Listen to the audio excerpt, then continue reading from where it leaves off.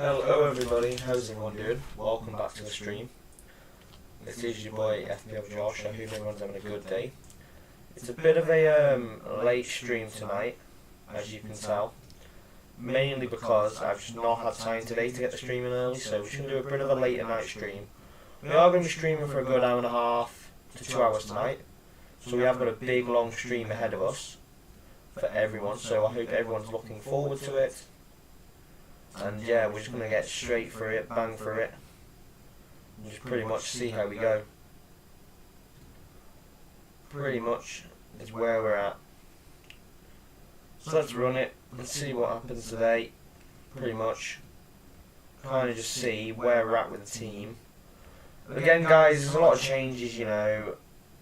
I'm a bit iffy on a lot of things, don't know who to go for in certain spots in the team at the moment. I have got a bit of a ball ache, and we are going to try and sort that problem out today. I have got Son in still, again, as usual. I just can't bring myself to bring Son out of my draft at the moment. Unless I see Trent Alexander-Arnold start absolutely just destroying teams, then yes, I will put Trent in. But until I see that, I just can't see the value in putting Trent in at this current moment. Now, as you can see, I have got a Nano in, which made me have to take my precious Pedro Porro off the bench. So I've got Rico Henry and Gusto at the minute. Gusto probably won't be there. The only reason Gusto's there is because Reece James is back up. And I'm kind of hoping that Reece James gets injured and then Gusto starts playing. So that could be pretty, a pretty gem for me to have over Bell, possibly. We'll see.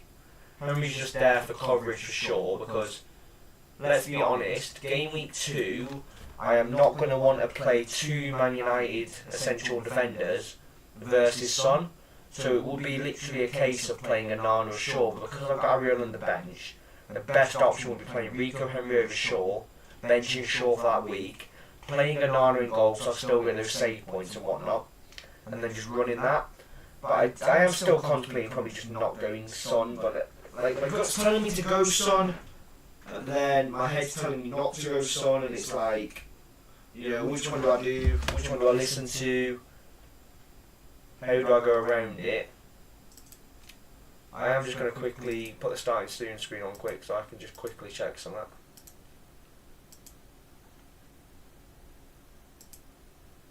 that. Okay, we're all good.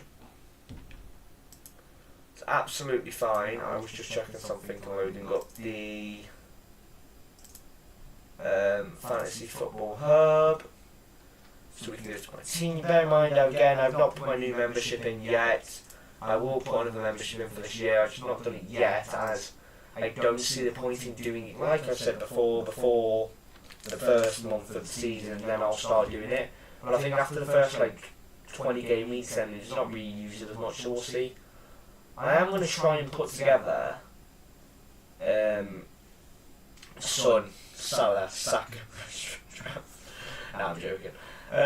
Son, Rashford, Saka, Bumo. I would love to have some way of having Bruno Fernandes as well. But the problem would be, I'd be essentially having... I have a Bumo. I have Matoma, but yeah. You know, I currently got my midfield. Foden. Seriously, I might just put Bumo in generally just because he's freaking 25% owned and he'll absolutely piss me off if he pops off, so maybe I'll just put him in for now. I will put him probably back to Foden though within the next 5 minutes, but anyways. Jesus. I am still considering not going Jesus and going a combo of Ferguson and Whistle, Ferguson and Calvert-Lewin. You know, there's a load of options I can go for up front. So there's a lot I'm considering. Also, I've currently got Archer on my bench, but I'm not going to go for Archer. I'm going to go for Semenyo. And the reason I'm going to go for Semenyo is he looks like he's going to be getting minutes at Bournemouth. Compared from what we saw last season. So I do think if he gets minutes, then he could be a decent person to have. Just because we saw him briefly, he was actually getting a couple of minutes now and again last season. So I think if he does get an implement, he's going to start playing. And he's essentially that backup striker, so I don't see any reason for him not to be getting minutes. And I think it's a bit of a differential, even though it's a bench option, compared to just having, Archer. So that's good. Also, I've just thought there might actually possibly, and I'm saying possibly, be a way we can get Trent in here, but then I say that 5 mil, 4 mil, 8 mil, that would leave us 12 mil. Yeah, we can't get Trent in because I won't be able to have a stupid man. I won't be able to have Shaw. Yeah, we can't do that. I don't think there's enough for me to do that.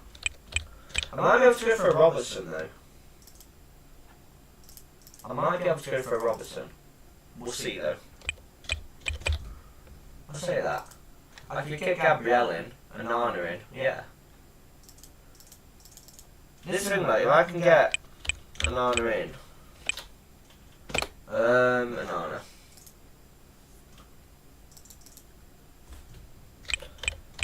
I'm just gonna say, like every video, that I just don't see the value in Trent.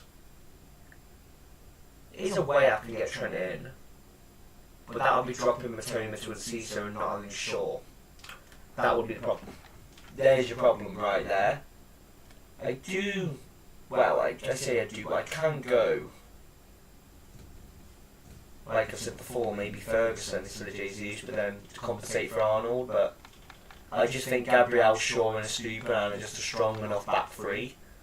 I know I don't have that, obviously, Liverpool attack that everyone else has, which is fair enough. I don't blame anyone.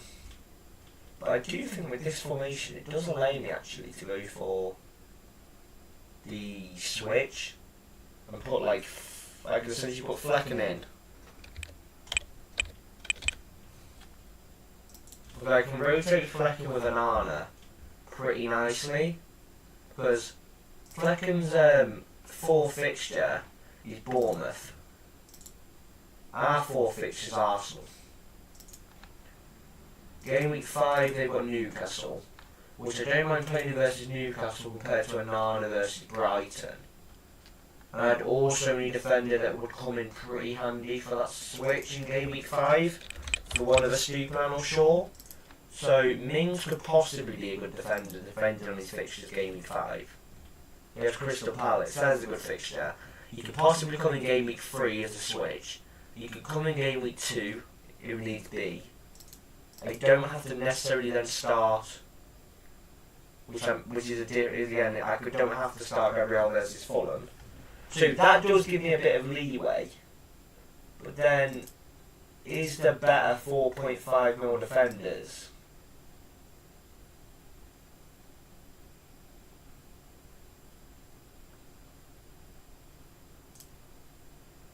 The thing this year is, right, you're trying to find these big differentials.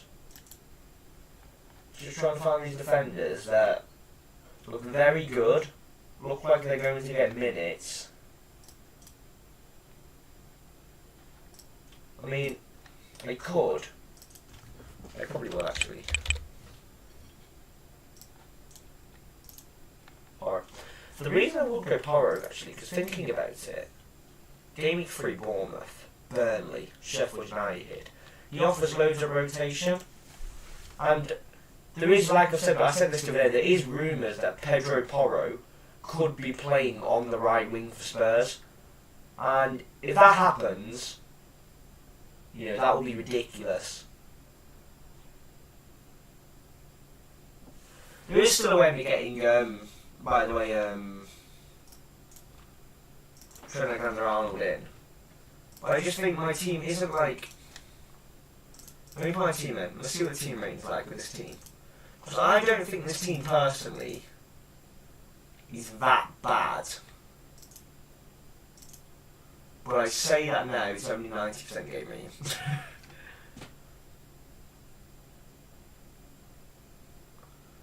But Bell does bring the game rating up. Like, if I was to transfer you to Bell, there's no doubt in my mind that I would immediately bring it up. And bear in mind, I had Pickford before in the goal. Pickford's the most like template goalkeeper pick. So me having Onana in instead of Pickford, that's already a differential to what everyone else has got. So I do expect it to be a little bit different. I do think the problem with this draft bit is I'll probably be better off Maddison. That is another thing. Like people just Maddison. You know, you still get way into the Spurs attack, which is fair. I can't argue with it. It's a fair point. I mean, if you just drop another mill somewhere,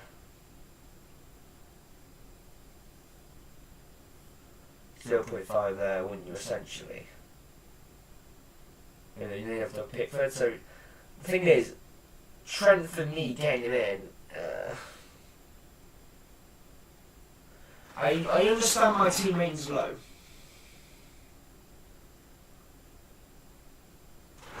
Oh, I'm just going to clarify, Onana's predicted points are 0 because he's a new player, so that is, by the way, is why this team ratings points is not currently at 70 points, because it's probably what it would be around right now. So I'm going to say that straight up. Also, Onana's low owned, and I think the rest of the team is very template. Bumo template, Matoma template, Saka template, Rashford template, Haaland template, Jesus is a template as Fox, Son's template, Van Shaw, Gabriel, they're all template now. If I did go Maddison over Son, then I could have Foden over Mbumo, and also I could possibly bring in another striker, or upgrade another defender, and potentially have Chilwell, Pedro Porro, Gabriel, Stupa and Shaw, and have a lot of rotation. And I suppose, to be honest with you, I want to see what pre-season's like with Son. If I see glimpses, like I have before, that Son's going to just be a menace and going to absolutely just perform. And I think the fact he's going to be 5 points a game, even against Brentford, I know he has us, the second fixture, which is fair, but then it's the fact he's got Bournemouth, Burnley and Sheffield United, and I just think it's saving me so much transfers down the line, and I don't really think Liverpool are going to be as good as people think. I could really see Liverpool having a sloppy start to the season again, not performing like they should, and everything just going to utter and utter pot. So the fact that everyone thinks, Liverpool are going to be great this year is like, well, let's just look at recent seasons, right? Give me any proof on recent seasons, like last year, that there's any reason Liverpool are going to absolutely pop off again. There's not. They had a good run towards the end of the season, fine. When Trent was playing that midfielder role, fair enough. He's playing a more defensive midfielder now. I just think with the more midfielders they've got in as well, there's rotation risk. I know it sounds stupid, but I think there is. I mean, he probably end up just getting dropped back to defence again. I understand he gets clean sheets, but so does every other defender. And they're 2.5 mil cheaper, most of them. It's just, does that 8 mil price mark justify it? If it was 7 mil, I'd say he's a necessity. But I think at 8 mil, he's not.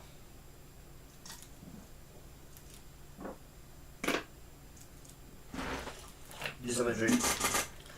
That is my thoughts on Trent. I just don't think he's completely necessary. The problem is my draft keeps changing, because the problem is at the minute, right, I want Foden instead of Mbumo, but I also want Pedro Porro as a bench option and Flecken as a bench option. So I just think having Pedro Porro and Flecken as a bench option and Mbumo weighs out having a Bell, an Areola and a Foden. I just think, a Henry, an Areola and a Foden, I just think it outweighs it. Just with that incline, that come that game week 3, this is when we could start seeing Pedro Porro essentially just pop off for 3 weeks.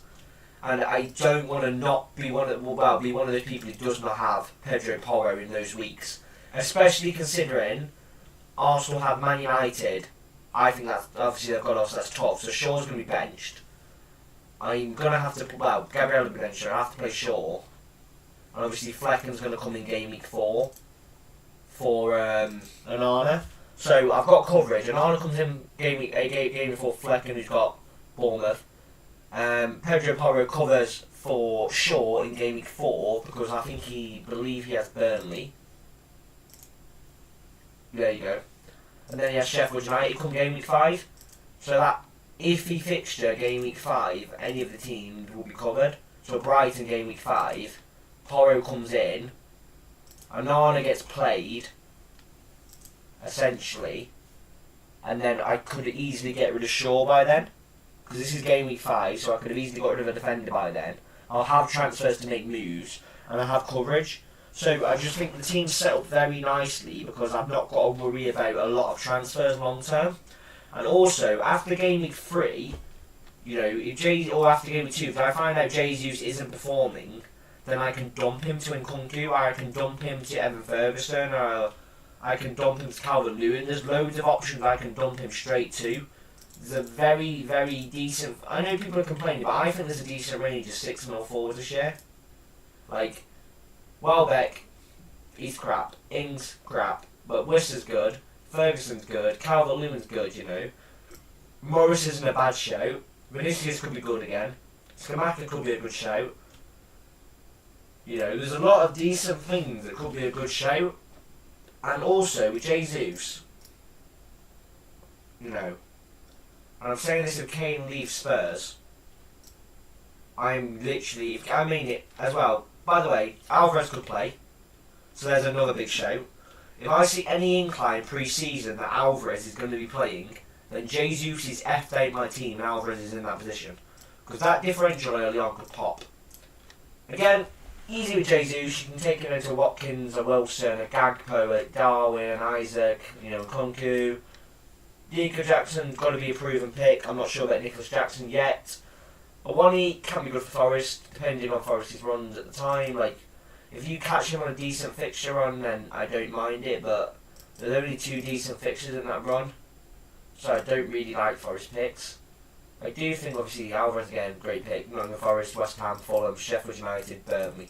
And this is what I look at, and Wolves, with City defenders, right? Clean sheet, clean sheet. Let's do all that. Clean sheet, clean sheet, clean sheet, clean sheet, clean sheet, clean sheet. As stupid as it sounds, I would expect, personally, at minimum, well, I'd expect 6 out of 7 clean sheets there, but I expect minimum 4 clean sheets out of 7. So that's why I do like a City defender. And if we find a nailed City defender, then they will go in my team for that reason of, they're a bit, I know I don't have Shaw, but then the fixtures are better for City, so if I find one that's like Stones is guaranteed nailed, and he looks attacking, he looks at that midfielder role again, then I'll put John Stones in over City, because he's covering that Trent Alexander-Arnold role in the way, because he'll be playing in midfield. He'll still be on the set pieces, he'll still be in the box for those headers, the same as Arnold would. And Arnold's price at 8 mil is just too much. And I just can't justify that 8 mil price point at the moment still, because I just think he's lacking that pre-season comfort for me to show me that he's going to be an absolute guaranteed, you need him in your team, FPL asset, week in, week out. And I just don't think that's the case. And I think that until someone can prove to me and give me a full sheet, so yeah, this is why you need Arnold. There's no reason not to have Arnold, you know. And then if you can prove that to me and show me a decent reason why, then I'll be like, yeah, fair enough, you know. Then I will go with Arnold, but it's really unproven. I've just seen someone send me a draft, by the way, guys, that consists of Flecken, Arnold, Estupiñán, Botman, Cash, Salah, Andreas Pereira, and Ciso, and Bumo, Haaland, and Kane. Obviously, this is a freemium draft. Well, Formium technically, because I class Trent as a premium. We still have Ciso, Estupiñán, and Bumo. They're pretty good. Flecken's good. Obviously, Barriola, Bayern, Dombele, and Archer on the bench, which are crap benches, but you know. Cash, yeah, fair enough. Newcastle and Villa got the same against each other, and Newcastle and Villa's fixtures ain't great. So personally, I would have gone for Rico Henry over Botman. I probably would have gone for possibly a Brighton defender over Cash, and then that would have been pretty good. And Andres Pereira, yeah, is one of those you've got to suck up, but you get the triple premium, so it's not bad. But as I was saying, Trent again, not necessary. Just not necessary. Just, yeah. There's no way that I actually see myself at any point this season, until obviously that first wild card, putting Trent in my team. Because I need to wait and see with Trent still. I just don't assume that he's going to be very good from the get-go. So I'm just happy with what I've got.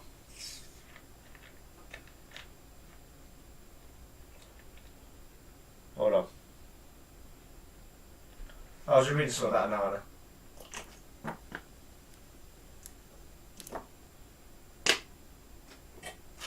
Have a drink quick. I've just pulled up the FPL app anyway, and this is another thing. I haven't talked about this yet. Onana will be playing like he's a goalkeeper, but he played like a holding midfielder role in goal when he was at the Serie A, so he's very good with his feet. So actually, and I'm saying this now, I would not be surprised if we see a couple of those assists from goal kicks for Onana, like he's straight over the top Rashford goal kind of thing. And also, another thing I'm going to say, if we do see Rasmus Højlund go into FPL, then I am going to be playing a 3-4-3, and Shaw will go to Stones, and Abuma will go to Rasmus Højlund up front.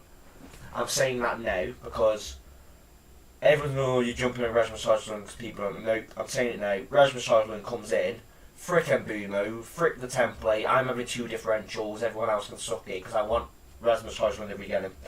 Because I just can't not see Rasmus Højlund at Man United absolutely destroying games. You have Rashford on the wing, him up front. That will be menacing. Like, I could see him being the next Erling Haaland. Yes, it might be another Darwin Núñez flop, fine. Push comes to shove, I bring in Kunku in. It's not a big deal. Playmaking goalkeeper. My most extreme example of this kind of goalkeeper at the elite level of sport. He's a risk taker, has a positive and creative mentality, and is every inch the embodiment of a modern goalkeeper.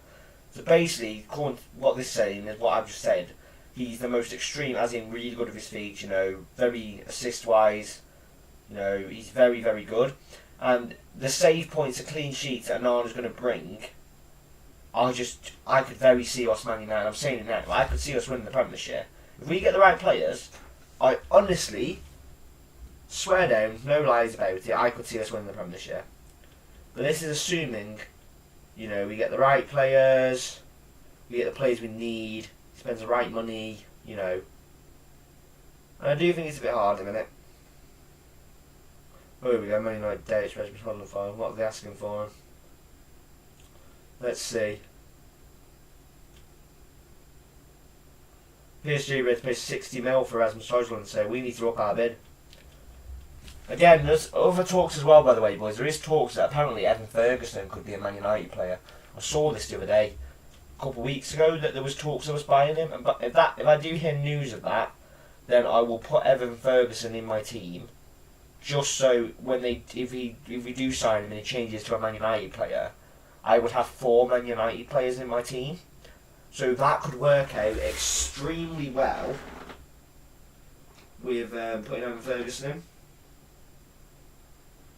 Because I'd essentially be giving myself 4 Man United players. So when you do see people like signing, and someone's going to sign for a club, get them in early. Just get them in early. Because let's say random news that Kane, which ain't going to happen, was going to go to Man United, I'd put him in my team. No matter how much that extra 5 mil I had to bring out cost me, I'd put him in. And the reason I'm putting him in is because of how deadly he would be at Man United. And this is what I'm trying to say to people, right?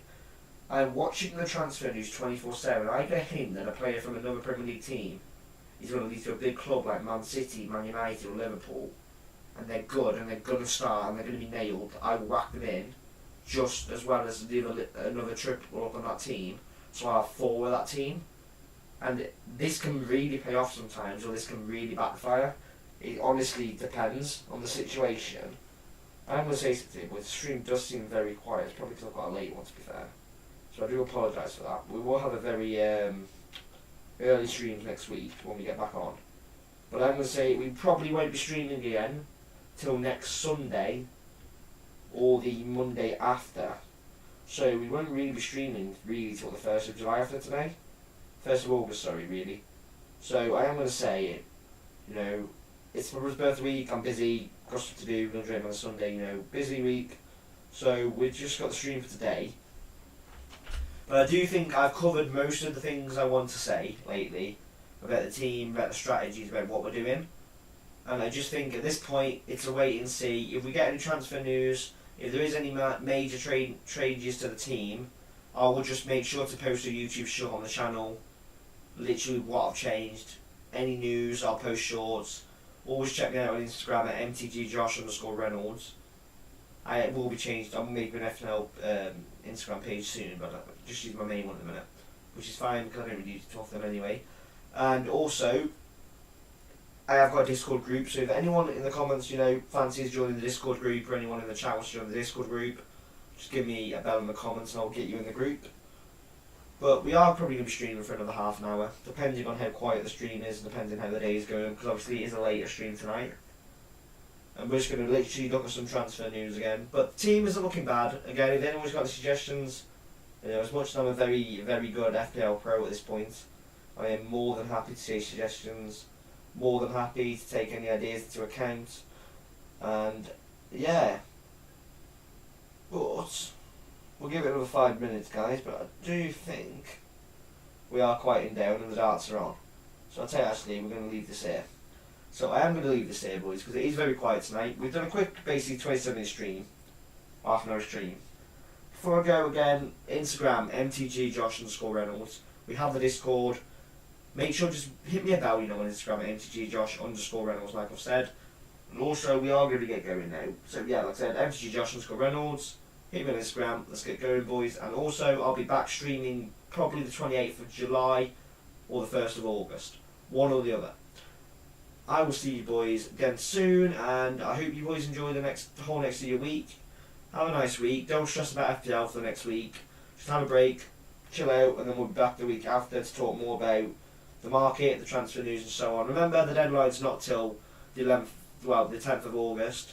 So stop stressing, relax, and yeah, just enjoy FPL this year, boys. Right. So this has been FPL Josh.